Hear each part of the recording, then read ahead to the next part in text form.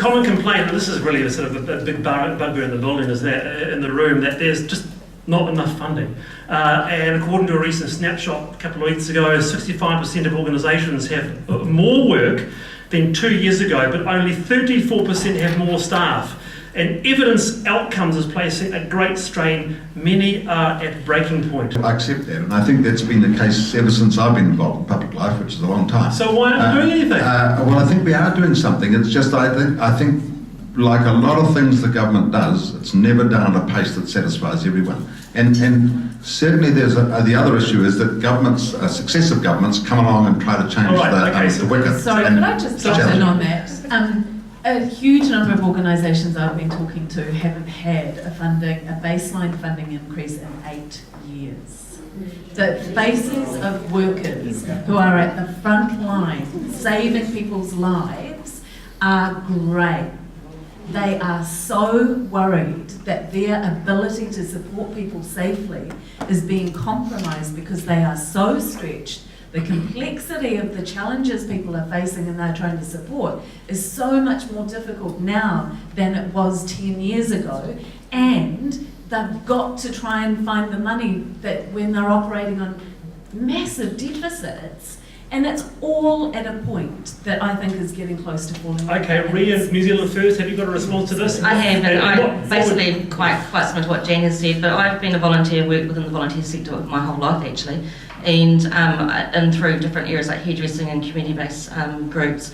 And what I've noticed is, particularly hospice, for instance, is one of the amazing volunteers that we have in our country.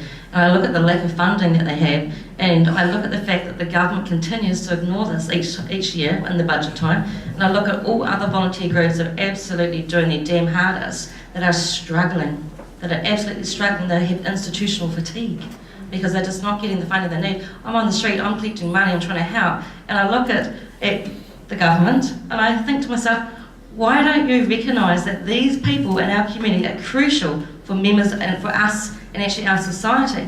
Why can't we fund them correctly? Why can't we? Instead of passing more all right, Grant. onto them. Yeah, and when I was getting ready for today, I had paused to go back and look at pathways to partnership. And it's like having this all over again, you know, because this is where we reached admittedly towards the end of the time we were in government, was that if we were asking NGOs, the voluntary sector, to do a job, then we had to pay what that job cost to do. And I know it doesn't sound hugely revelatory, does it, when you say it out loud, but that ultimately is where we reached. That stopped when we went out of government.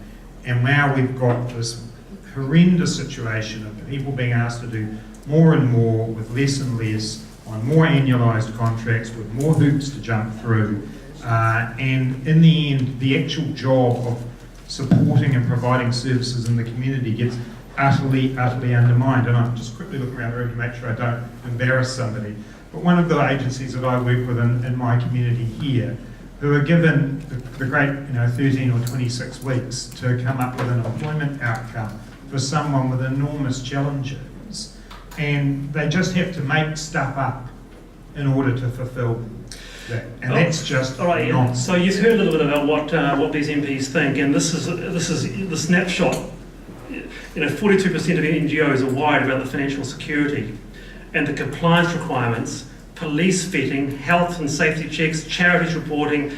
It really has tipped some of these charities over the year. Actually, 6 right now are facing closure.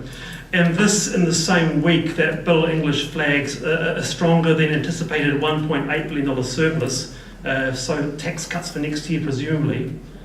What do you say to that? No.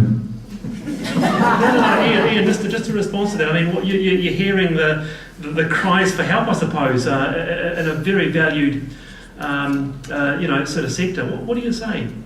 Well, I think the cries for help are heard. I guess the issue is that we need to convince our finance minister of the priority. And of course, there's hundreds and hundreds of organisations just like these trying to convince the finance minister of their priorities too. But I do accept that there's challenges in this sector. There always have been challenges in this sector, and they're no greater now, in my view, than they were 15 years ago. But the problem... They're no greater now than they were for... I'll just qualify that.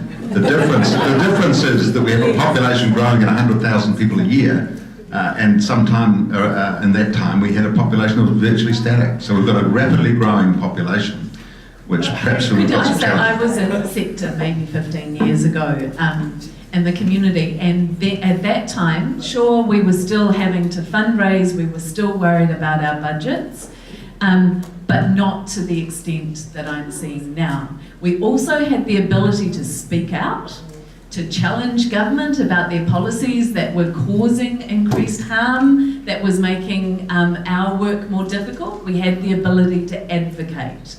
And that, I think, is a really, the impact of the gagging clauses in people's contracts and the removal of funding from agencies and the fear that that has created in the sector has a really profound impact on people's integrity in doing the job when they're seeing people suffering from government policy, the effects of government policies, and they can't speak out.